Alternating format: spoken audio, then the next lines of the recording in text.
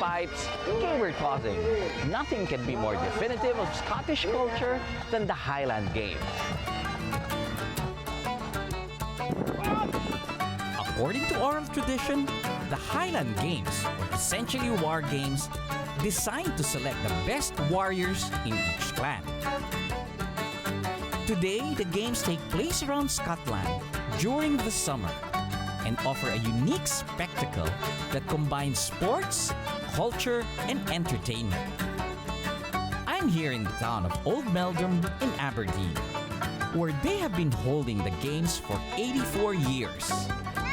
It is a community effort and everyone pitches in to help out. Robbie Shepherd, who has hosted games for many years, tell me more about this tradition.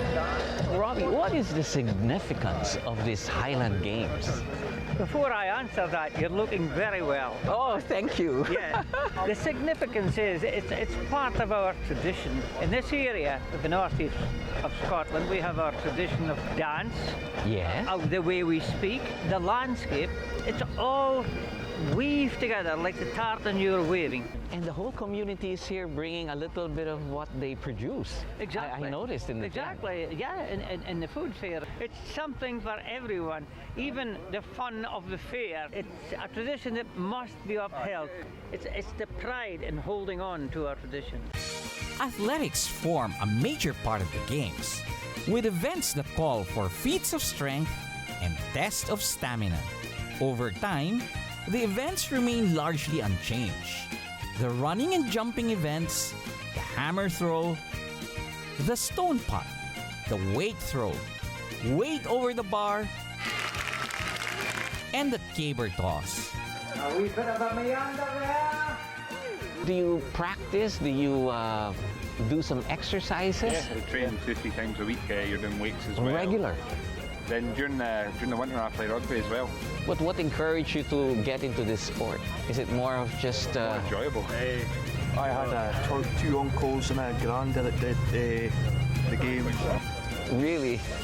Yeah. What does this do? This is for which part? Digging in the ground Yes. so that you can go up on your toes and you don't fall. I see. That's I'm about to put mine on. You gonna have a go? I should exercise already for a year, maybe, or 2 years. Come back. Well, after talking to these guys, I'm now very inspired to be an athlete. Let's see if I can carry this. Not too heavy for me. I think I'll stick to something easier. For those who can't win trophies in athletics like me, the good news is that music and dancing are as much a part of the games as the sports. Highland dancing is a competitive dancing event performed with accompaniment of a bagpipe. It is said that the Highland dancing originated from a Scottish sword dance, where the swordsman put two swords on the ground in an X shape and dances around it by avoiding the blades. Dancers wear special shoes called gillies, similar to ballet shoes, accompanied by upper body movements. It requires timing, technique, stamina, and strength. That the event is recognized as a sport as well. Competitions among massed pipe bands are also held. Pipe bands are a long-standing tradition that began in military regiments.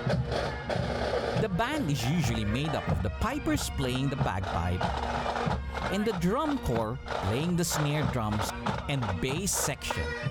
When on parade, the band is led by a drum major who directs the band with a mace.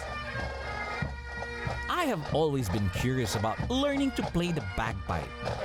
I'm here with the lads from the pipe band. Everybody plays a bagpipe. Is it difficult to learn? Well, left hand, hold this with your left hand. Okay, like this. And then lift it up. hand goes in. And then? Blow. Blow a lot. No sound. Yeah, blow a long time.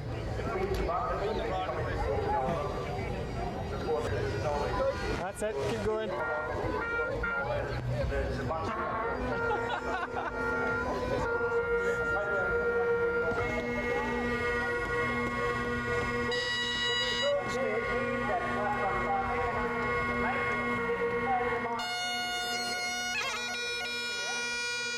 say this is difficult, huh?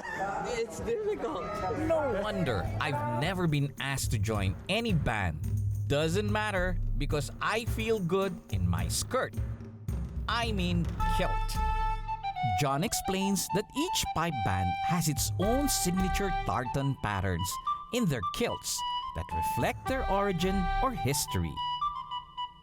This is also true for different clans and families who have their own tartan patterns. This particular tartan is the Leslie, ancient Leslie, so the colours are quite muted, you know, they're quite natural colours. You know, Leslie is a tartan significant to this area. Kilts have been the traditional men's dress in the Scottish Highlands since the 16th century. It evolved from the great kilt, a full-length garment whose upper half is worn draped over the shoulder. Today, the small kilt is more common. It is wrapped around the waist and fastened, reaching up to the knees. Woolen socks are worn and turned down at the knee. A sporran or purse hangs around the waist, which can carry anything from a flask of whiskey or one cell phone these days. It was quite a comfortable change walking around with a kilt. And you know what they say, a true Scotsman should never wear anything underneath.